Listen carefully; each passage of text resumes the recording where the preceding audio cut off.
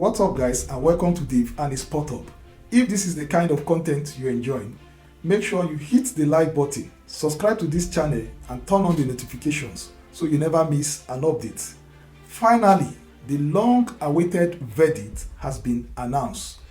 The Court of Arbitration for Sport has dismissed Crystal Palace appeal against the UEFA decision to demote them from the 2025-2026 Europa League to the Europa Conference League, citing violations of the multi-club ownership rules. Crystal Palace had argued that John Textor, former Eagle football holding chairman, lacked decisive influence over Lyon and Palace, and that UEFA decision was unfair and inconsistently applied.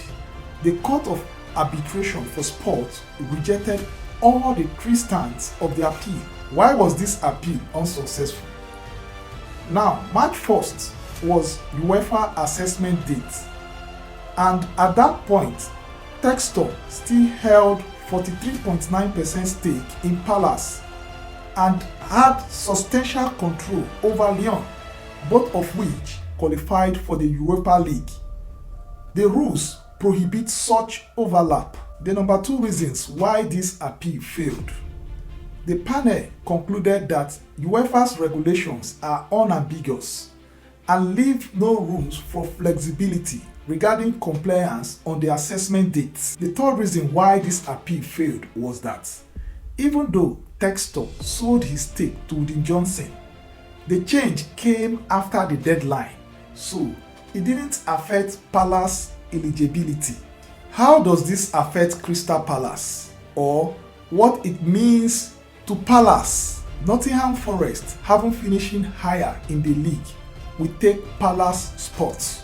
Crystal Palace will now enter the playoff round of the Europa Conference League, facing the loser between Fredrikstad in Norway and Midtjylland in Denmark. On financial implications, losing out on the Europa League could cost the club up to £20 million due to fewer games, lower broadcast revenue, and fewer financial opportunities. The club chairman, Steve Parish, described the verdict as injustice and indicates that the club are exploring other options, potentially for compensation.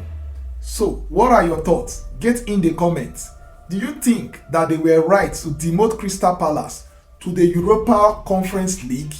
Or do you think that UEFA's multi-club ownership rule should be updated, or it's fine? And also, do you think Crystal Palace missing out on the Europa League will affect their Premier League form? Get in the comments, and don't forget to like and subscribe to this channel. Thank you very much. I'll see you in the next one.